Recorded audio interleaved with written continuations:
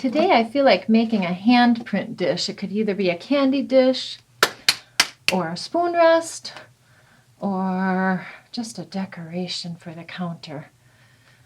Now my own hand isn't so spectacular, but I always love my kids' handprints. So if you're wanting to do this, you might want to grab your kids' hands, wash them first. You know, who knows where they've been, what they've been doing lately. I'm patty caking out the clay right now. Just patty caking it out so that it's really easy to roll with the rolling pin to get it nice and smooth.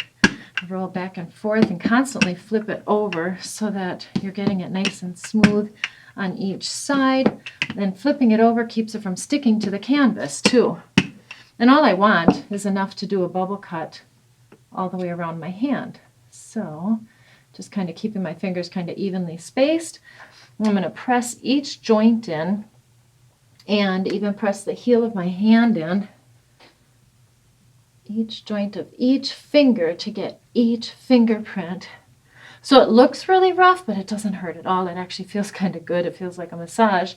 So even if you are going to do your kids' hands, don't worry, you're not going to hurt them by doing this. And then you just lift it up. And it doesn't show up much now, but all those little creases and lines from the palm and in your knuckles show up really well when you add the color. Now I'm going to take the needle tool and do a bubble cut all the way around the hand. Depending upon the project you do with your handprint, you could cut in between the fingers, but it does make it much more fragile, and it's not much of a dish then. The fingers are more delicate, and they're not going to hold as much candy in. Well, that's what's important. So let's keep it a bubble cut for this project. And I'll remove that excess. And now we've got all these jagged edges. I can't stand that. So I'm going to pat all those jagged edges down, kind of smooth them in. Not smoothing in the fingerprints because that would totally negate the whole purpose of this project. We want the fingerprints. We want to keep that as a momentum.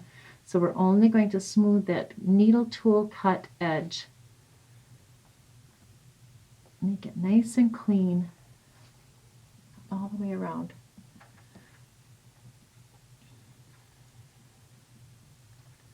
There we go. So careful, not adding any texture, any additional texture to the fingerprints. We don't want to lose any of that, okay? Then I've got this pillow of plastic here to make it dome shaped. This is just dry cleaning plastic. It's super, super soft. I'm going to take it and let it support the oval domed hand shape while I gently, gently, gently smooth the underneath of those cut fingers. We don't want any sharp edges. Right now it looks sharp to me, so that tells me it's going to be like a knife once it becomes fired. So I'm getting them all rounded. If you round the edges, it takes to the glaze way better, and it's less fragile. It's not going to chip as much. So now we set that off to the side, and I'm going to roll out a nice little coil.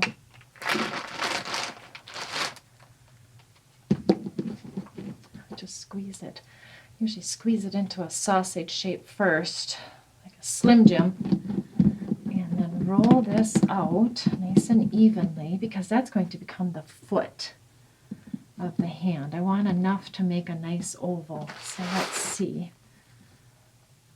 Yeah, that's a little excessive. We don't need that much. So I'll scratch and wet a nice oval on the back here. Score and slip is the actual term for that. Scoring and slipping is roughing it up and adding water, making it kind of like a glue where the clay can stick together. So I certainly want this to stick together. And scratch and wet every which direction. The rougher it is, the better. You want it more wet than dry so that that water helps to seal the clay together. When the clay dries, it shrinks and gets tighter then. That on. There. And now I feel like I've got it on nicely, and I don't want to push too hard. I feel, well, if I push too hard, it's going to squish and malform the shape of the hand. But I'm just pushing enough that I see some of the water oozing out underneath while I'm applying a little pressure. And then as it dries and shrinks, that becomes even tighter. Now I've made this little donut of plastic. All it is dry cleaning plastic torn and shaped into this donut shape that I'm going to put around the little foot of my handprint, because I really want it to rest on that coil. The coil is the foot of this whole dish. There. So I know that it's resting on that coil.